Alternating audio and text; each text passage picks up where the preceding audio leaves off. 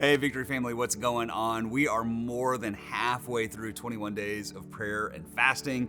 Today is the start of week 3. And personally, it has just been incredible to hear from some of you about how God is moving in your lives, how you're hearing Him, how He's answering your prayers, how He's giving you wisdom and peace. He's healing you.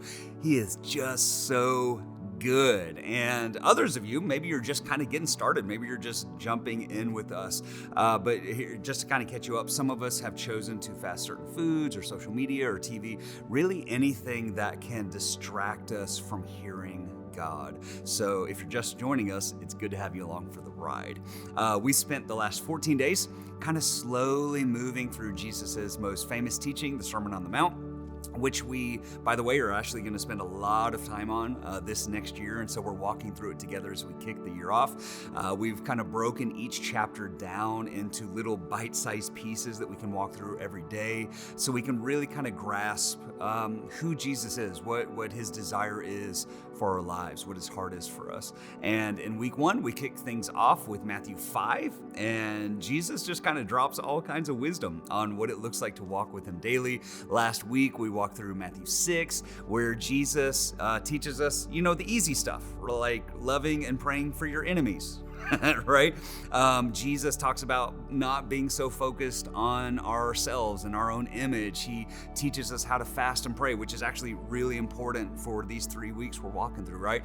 He talks about the importance of forgiving other people. I mean, these are imperative things that are so difficult to do, and that's why we're jumping into it while we're fasting. So this week, you guessed it, we're going to be in Matthew 7, where Jesus gives us more insight into the way that He empowers us to live. So you're going to notice some more familiar passages in there where Jesus calls us to be careful how we judge, right? Jesus tells us to ask and seek and knock, to be persistent in prayer. And then as chapter 7 closes out, He talks about how to build our houses wisely on the rock of His words. And the good news is this, guys, He knows our weaknesses and He's still rooting for us every single step of the way. And we're rooting for you too. So just keep going. Like we're in the home stretch, all right? So I want to encourage you to be intentional continually about prioritizing time with Jesus. Kind of lots of times when we get to the close or the end or of a fast, lots of times we kind of start straying, right? I really want to encourage you to kind of double down, all right, on prioritizing with Jesus, sharing your heart with Him, and then pausing, and instead of this conversation just being one way, open up your ears and just say, God, give me ears to hear what the Spirit of the Lord is saying, and allow the Lord to lead you in the very unique ways that He's calling you to move forward. And also, here's something to really look forward to this week.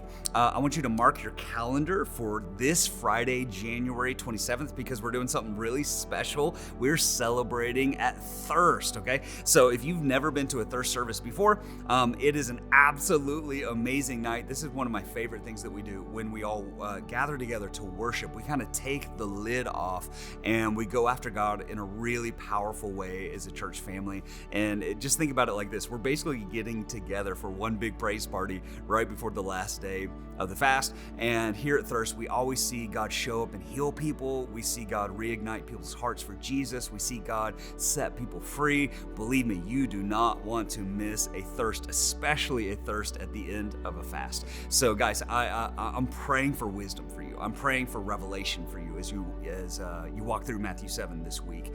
And I really am praying that you finish this fast well. Maybe you just feel like you got off the wagon. You're thinking about giving up. Man, get back on the wagon and let's finish this thing well. And I really do hope to see you this Friday at Thirst. God bless you guys.